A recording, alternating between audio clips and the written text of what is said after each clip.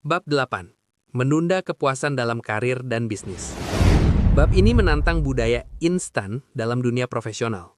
Di era di mana orang ingin menjadi CEO di usia 20 atau influencer viral dalam semalam, bab ini menjadi pengingat bahwa karir yang kokoh dibangun di atas fondasi yang lambat, membosankan, namun tak tergoyahkan. Pernahkah Anda mendengar cerita tentang pohon bambu Cina? Saat benihnya ditanam, tidak ada yang terjadi selama 5 tahun pertama. Anda menyiramnya, memupuknya, tapi tidak ada tunas yang muncul. Tanah tampak rata, seolah-olah usaha Anda sia-sia. Namun, di tahun kelima, keajaiban terjadi. Dalam waktu 6 minggu saja, bambu itu tumbuh menjulang hingga 30 meter. Apakah bambu itu tumbuh 30 meter dalam 6 minggu? Tentu tidak. Dia tumbuh selama 5 tahun, 6 minggu. Selama 5 tahun pertama, dia sibuk membangun sistem akar yang raksasa dan kuat di bawah tanah. Sebuah fondasi yang diperlukan untuk menopang ketinggian 30 meter itu. Tanpa akar itu, batangnya akan patah diterpa angin pertama. Dalam karir dan bisnis, kita sering lupa filosofi akar ini. Kita ingin tinggi menjulang dalam 6 minggu tanpa mau menghabiskan 5 tahun dalam gelap untuk membangun akar. 1. Mitos overnight success. Sukses semalam. Media sosial memperburuk persepsi kita tentang sukses. Kita melihat pendiri startup muda yang menjual perusahaannya triliunan rupiah atau artis yang tiba-tiba meledak. Kita menyebutnya keberuntungan atau bakat. Kita tidak melihat ribuan jam latihan yang sepi, ratusan kegagalan yang memalukan, dan malam-malam tanpa tidur yang mereka lalui sebelum kamera menyorot mereka. Lionel Messi pernah berkata dengan sangat tepat, "Butuh waktu 17 tahun dan 114 hari bagi saya untuk menjadi sukses dalam semalam." Aplikasi delayed gratification. Berhenti mencari trik cepat kaya atau growth hack instan. Fokuslah pada penguasaan, mastery. Sadarilah bahwa untuk menjadi ahli di bidang apapun, Anda harus melewati ribuan jam yang membosankan. The grind. Jika Anda terus melompat dari satu tren ke tren lain, dari jualan NFT ke jualan AI ke tren berikutnya, karena tidak sabar melihat hasil, Anda tidak akan pernah membangun akar. Anda hanya menjadi rumput ilalang, cepat tumbuh, cepat mati. 2. Deep work. Menunda gangguan demi kualitas. Di dunia kerja modern, musuh terbesar produktivitas adalah pekerjaan dangkal. Ini adalah hal-hal yang membuat kita merasa sibuk tapi tidak menghasilkan nilai tinggi.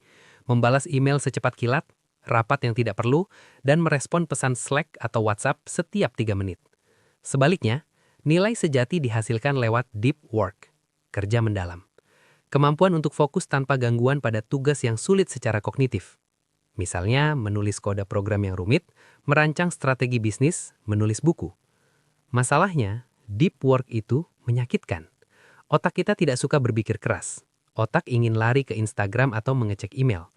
Seni menunda kepuasan di sini adalah menahan keinginan untuk terlihat responsif, membalas chat detik itu juga, menahan keinginan untuk mencari distraksi saat tugas menjadi sulit. Orang yang bisa menahan diri untuk tidak mengecek HP selama 4 jam penuh demi menyelesaikan satu tugas besar akan menghasilkan karya yang jauh lebih berkualitas daripada orang yang bekerja 8 jam tapi terdistraksi setiap 10 menit. Di era distraksi, fokus adalah superpower baru. 3. Grit.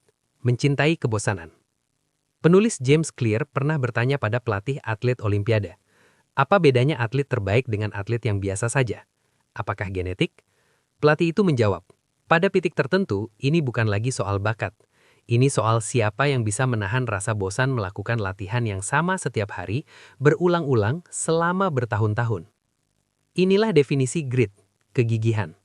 Banyak orang memulai bisnis atau proyek dengan semangat berapi-api, fase bulan madu. Tapi begitu semangat itu pudar dan pekerjaan menjadi rutinitas yang membosankan, mereka berhenti. Mereka mencari proyek baru yang seru lagi. Seni menunda kepuasan. Profesional sejati tetap bekerja bahkan saat mereka tidak merasa termotivasi. Mereka menunda keinginan untuk mencari kesenangan atau variasi demi konsistensi. Ingat, sukses seringkali tersembunyi di balik pekerjaan-pekerjaan membosankan yang dihindari orang lain. 4. Jebakan jalan pintas dalam bisnis. Bagi pengusaha, godaan kepuasan instan bisa mematikan reputasi. Godaan menggunakan bahan baku murah demi profit margin besar hari ini. Dampak, pelanggan kecewa, reputasi hancur, bisnis mati tahun depan. Godaan, membohongi klien atau overklaim janji marketing demi closing penjualan cepat. Dampak, tuntutan hukum atau hilangnya kepercayaan pasar jangka panjang. Bisnis yang bertahan puluhan tahun seperti restoran legendaris atau merek terpercaya adalah mereka yang berani rugi di depan demi menjaga kualitas. Mereka menunda profit maksimal hari ini demi loyalitas pelanggan seumur hidup. Itu adalah investasi, bukan kerugian. 5. Membangun modal karir. Terakhir, bagi Anda yang sedang meniti karir, jangan terburu-buru mengejar gaji tinggi atau jabatan keren di kartu nama.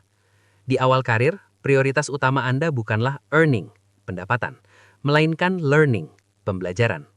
Seringkali pekerjaan yang memberi ilmu paling banyak, mentorship bagus, tantangan sulit, gajinya lebih kecil dibanding pekerjaan yang nyantai tapi tidak berkembang. Menunda kepuasan berarti berani mengambil pekerjaan yang sulit atau bergaji lebih rendah sekarang, asalkan pekerjaan itu memberi Anda skill langka dan jaringan yang kuat. Skill dan jaringan itulah modal karir yang akan membuat Anda dibayar sangat mahal di masa depan. Kesimpulan, lari maraton bukan lari sprint. Karir Anda akan berlangsung selama 30-40 tahun. Jangan mencoba memenangkan perlombaan di tahun pertama dengan cara membakar habis energi Anda atau mengambil jalan pintas yang curang. Jadilah seperti bambu. Bangunlah akar yang kuat lewat deep work, konsistensi, grit, dan integritas. Biarkan orang lain pamer hasil cepat. Saat badai ekonomi datang, rumput ilalang akan mati, tapi bambu dengan akar yang dalam akan tetap berdiri tegak. Sekarang, kita sudah membahas cara mengelola uang dan karir. Tapi semua itu tidak ada gunanya jika kendaraan utama Anda rusak. Tubuh Anda adalah satu-satunya tempat Anda tinggal. Mari kita bahas bagaimana seni menunda kepuasan bisa menyelamatkan nyawa Anda.